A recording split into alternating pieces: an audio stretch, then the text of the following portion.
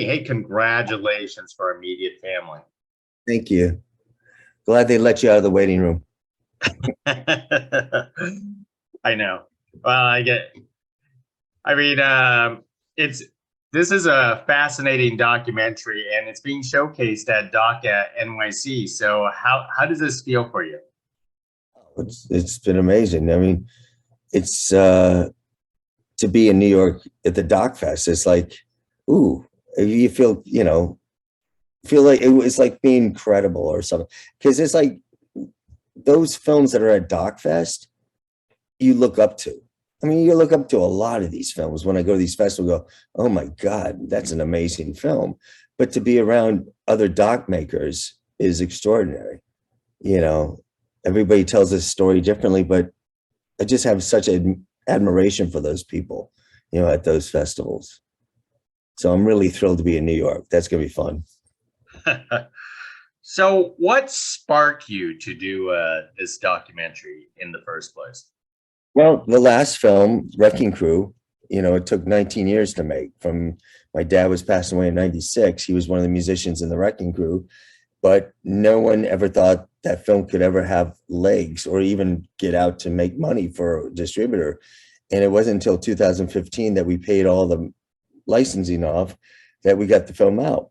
So when this one came around, someone had the idea. I was like, oh, this is a perfect jumping off point from the first film. Because the first film, I said in the movie of Wrecking Crew, I said, this is the story about my father and his extended family, the Wrecking Crew.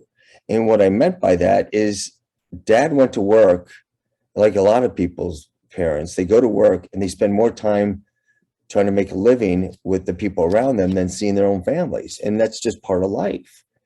And they became very close and friends. So when I was pitched the idea of these guys from the 70s, and they have this band called Immediate Family, I went, that's my hook. I knew instantly, yeah, that's exactly what it is. And also I knew who these guys were. They were, in a sense, the music of my generation. I'm born in 61, so I'm growing up in the 70s. So I was able, I knew the music, and I just knew the differences between the two groups as well. These guys, I knew their names from from albums. Grew up reading those liner notes. Danny Kortchmar, Leland Sklar, Russ Kunkel. I mean, it's funny because Cooch was always on the album. You would say, Danny, Cooch, or whatever, Kortchmar, that was his nickname. And Kunkel always remember, again, this is just as a kid growing up and seeing Kunkel and thinking, well, that kind of like a drum sound. There's something about Kunkel. It sounds like, is that a drum? Even though he's a drummer. So I grew up with all that, and it made perfect sense, to jump into this film. Were all of them part of your original documentary, Wrecking Crew? No, none of them. Not at all. The Wrecking Crew is about the guys in the 60s that went to the studios. They would go to, they would do the Beach Boys, Sinatra, Janet D, Mamas Papas, Fifth Dimension. Anything that was done in LA most likely had one of these Wrecking Crew members, meaning the session players. The bands in those days were never allowed to play their music, like the Byrds, for example. Even David Crosby, when I interviewed him for this film, he's still pissed off about it. The first, was Tambourine Man, the first hit they had, it was the Wrecking Crew guys, other than Roger McGuinn. And the reason was, in those days, the labels didn't believe that the bands could get in and get out quickly. They only had, in the early days, it was only mono. It was one track or two tracks. When they had 8 tracks, they thought, what are we going to do with all these tracks? It's crazy. And because the musicianship was not that good for the bands that were coming, don't forget, they were like road bands for, let's say, the singers and stuff. They were not that good for studio stuff. You got to get in, you got to get out, you got to get in and get out, tune everything. Well, by the time the 60s, late 60s turn around, more tracks, the maturity of the players is way much better players in terms of, instead of the road bands. So now the labels are starting to trust what's going on. They're starting to trust the artists more. So in the other part of the Wrecking Crew, I asked Lou Adler, who produced, the Mamas and Papas and Janet D and stuff. I said, when you did Tapestry, did you have a conscious decision not to use the Wrecking Crew members and change your sound? He goes, no, absolutely not. He goes, it just happened when I want to do Carole King. She brought Danny Kortchmar in, who was her friend, and James Taylor. They were friends. So that was a natural progression. So another reason why I jumped on this idea, it's the stepping off point of the next generation, where Dad never left town. These guys would go into the studios in the 60s. It was a factory here. 3 hours, 3 hours, 3 hours, 3 hours. That's how long a session was.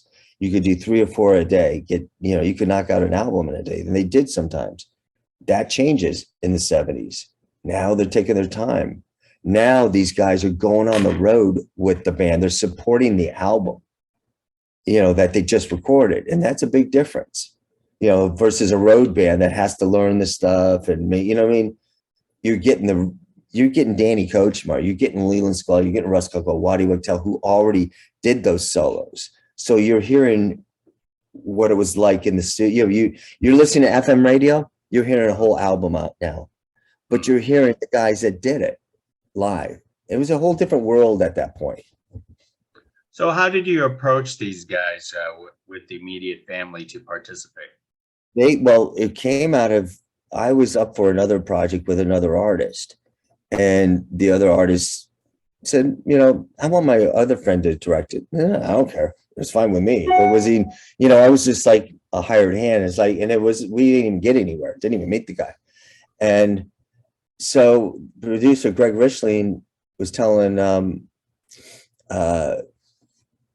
so sorry. It just went totally blank. Lisa Roy, who was the publicist for Immediate Family. And she said to Greg, well, why don't you, because they all loved the Wrecking Crew. So why don't you maybe talk about doing the thing about the guys that were in the section? And they have a band called Immediate Family. And so they asked me, I said, oh, I'd be totally into that. So then we met the guys in the band, and I knew Leland Sklar because he and my dad worked together. He's the only one that worked with my dad of the guys, because Dad at that point was doing a lot of film and TV. So he got to work with him a lot.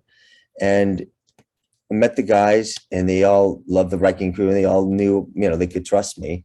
I don't know if they all knew that, but sooner or later they had to. And the next day we were off and running. Someone said, Carole King said in 3 weeks she's in town. She wants to be interviewed. And I quickly panicked. Now I'm pulling out all the albums, looking at liner notes. I'm pulling out books. I'm looking at, because I don't know what I pitched is broad. It's like you pitching a story as you're writing. You're pitching it, but you really don't know the details until you hear it, And so I was like, okay. And I quickly started. And then I'm telling you, within 6 weeks, I had Carole King in the can, James Taylor, Jackson Browne, Phil Collins, Linda Rutz. I mean, I get goosebumps right now telling you these names. And because if you ask me to do that without the help of these people, the guys, somebody makes a call and they instantly jump at it. Yes, we'll be there. That's how much they love these guys. Because don't forget, there's a difference again between Wrecking Crew and these guys. Dad never hung out with Frank Sinatra or Brian Wilson. He went to work. He went studio to studios, then he came home, or he went gambling, whatever he did. He wasn't hanging out. He wasn't on the road. These guys go on the road with Carole and James, or Linda, or Stevie Nicks. So their families are even closer together in a sense. They are their own together. They have to be family. So when they created this band, when Danny created the band, it made sense to call it Immediate Family because that's who they are. They're brothers. Let's, I mean, it is fascinating that you got all these other subjects to support the immediate family, which is quite extensive for your documentary. I mean, this shows a whole lot of love for these gentlemen. Yeah, it was instant. I mean, it's funny because ones we thought we would never get. Neil Young does not do a lot of interviews. You don't see a lot of interviews with Neil Young. unfortunately, we had to do it on Zoom, but Neil Young's in the film. And it's amazing. Keith Richards is in the film. You know, Don Henley is in the film. These are right off the bat, I could think of these three, you know, they're not known for being in these interviews. That's how much, I mean, for all of them to, you know, Keith is talking about Waddy, you know, Neil and Don Henley, they're talking about, you know, about Danny. And I think when, you know, and both, you know, Don Henley and Danny, you know, they had it's in the film. They could get, you know, a little testy with each other. And so whatever the relationship is, you know, over the years, up, down, over, the fact is Danny, as Don Henley says, at the end of our interview, there was a pause before we hit the camera, we turn off the camera, and he stops, he goes, and he thinks about it, because what he's about to say meant everything. He goes, I can't say enough about what Danny did for my solo career, because I would never have had a solo career if it wasn't for Danny. It was never part of where I was going to go.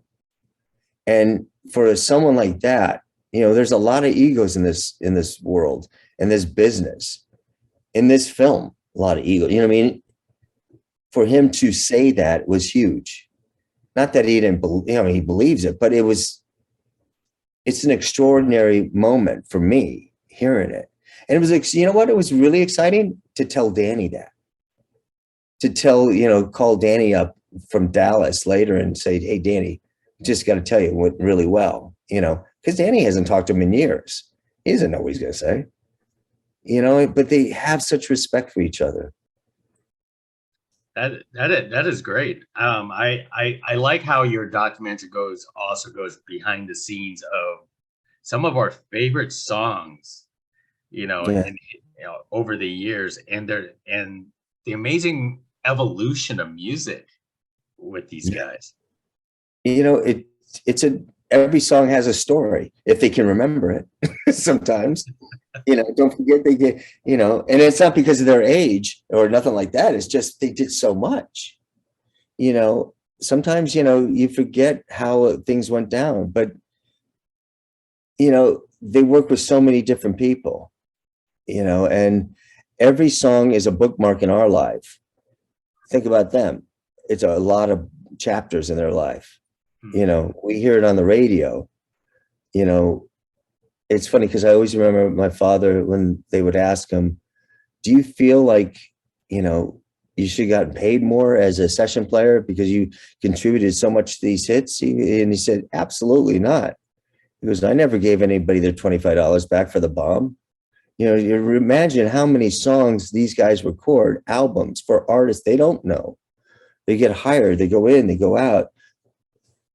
You know, some great stuff they do. Never finds a home, you know, as a session player. But you know what comes out of it sometimes is great music and friendships. Yeah, absolutely. Now, with so many music and songs used into your documentary, was securing the music rights pretty easy or pretty difficult? It's both. It's both. You gotta have the support of the labels and the publishers. If we don't, you know, you can't make these films, you know, and they gotta be affordable. Everybody's got to work on the same, you know, most favored nations, and everybody has to be, you know, they have to believe it, you know, because these are documentaries. We're not making, you know, Taylor Swift documentary, you know. That's, you know, I can't imagine. I mean, I remember when one of the docs at Sundance was like a $23 million buy or something like that. Like, oh my God. I mean, their craft service budget's bigger than my doc, you know. But you have to hope and believe that they're going to come through, and the labels and publishers end up doing that. And I don't say end up, you know, they do though, because it's their story as well. You know, these are legacy projects. These are, you know, stories that this music will be there forever, you know, and you got to hope that everybody works together. In the other project, I remember somebody, you know, because the other project took me 19 years, and it was because I had to pay off all the licensing. But I remember a writer from the New York Times who was trying to make a story about, it was like me and Goliath, me against the music industry. I said, it's not. It's totally not that. And it wasn't. The labels and the publishers were helping out tremendously. But the truth was, no one believed these films could ever make money. You're not going to invest this much up here when it's only going to make this much. So it's all about economics. So yeah, I could spend $5 million on a film like this easily. Well, it might never make $5 million. You know what I mean? You don't know. Yeah. It's not we're not a blockbuster. We get these films get out because of love of the people that watch it. You know, that's the most important thing. And I said this in festivals. If you love these films that you see in festivals, please tell others. Most of us in these, I can't say most of us, I can only speak for myself. We don't have distribution yet. This is where we show distributors, hey, we got an audience, watch us. We just sold out in New York. We just sold out in Woodstock. You know, this is how it gets, and then they start paying attention. You know, they're paying attention now because the last film was very successful. So I'm happy about that. So we have something, you know, and that audience is still with us. So, and, you know, I'm thrilled about is I released the other film in 2015. I still get, it's on Hulu now. And I still get people emailing me for the first time they've seen it. And that's what's going to happen with this film. It will continue for the next, whatever, forever. You know, it'll go past, way past me. It'll go way past, you know, the music is always going to be there. And that's the greatest thing about these kind of films. You hit a new generation all the time. Well, I certainly know that you hit your groove with Wrecking Crew and Immediate Family. So let me wrap it up with what's next after this? More music documentaries, or you want to go something entirely different? That's funny. Well, you would have asked me that 3 years ago. I said, no, I don't want to do any more music docs. No, you know what? If there's a good story and I can get my arms around it, I'd love to do anything. There's one I won't talk about, you know, because it's not there. There's another one. It's totally off base. It's about a scandal in the stock market in 1963, and it's basically called the salad oil swindle. And my friend Ronstadt, who's a financial news broadcaster, and he's an amazing guy, and we grew up together, and we're doing that now. So we're working on that. It is hilarious. I mean, it's not hilarious. A lot of people in the world of economics lost a lot of money. It was the biggest scandal, bigger than Enron, if you put it in money. And it was all about salad. It's basically, real quick, this guy who's a conniver. This guy would take salad, basically, you know, soybean oil, and he was doing futures market. So he would store in these big tanks in Jersey, and then they would come, and American Express would give them pieces of paper based on what he owned or what he had. And that guy would take it to the bank and get $2 million loan, $2 million. And this kept going. So the guys would come out, check these big tanks, put their stick in. Yep, he's got it. Move on. No one knew there was water on the bottom. It was oil on top. That's how Warren Buffett bought all that stock in American Express, because the thing was crashing down. So he knew it was a product that won't go away. So that's why it's a good story. We already got Warren in it and a few other people. So, wow, that's another fascinating story from you, Denny. So can't wait for that one too. But anyways, thank you. Congratulations for Immediate Family, and we really appreciate you talking to us and carrying this conversation about the film. This is terrific. A lot of music fans gonna love this. Yeah, I promise they will. I'm telling you, these guys are amazing. I love them. Awesome. Thank you. Hopefully we do this again. Thank you. Bye. Bye.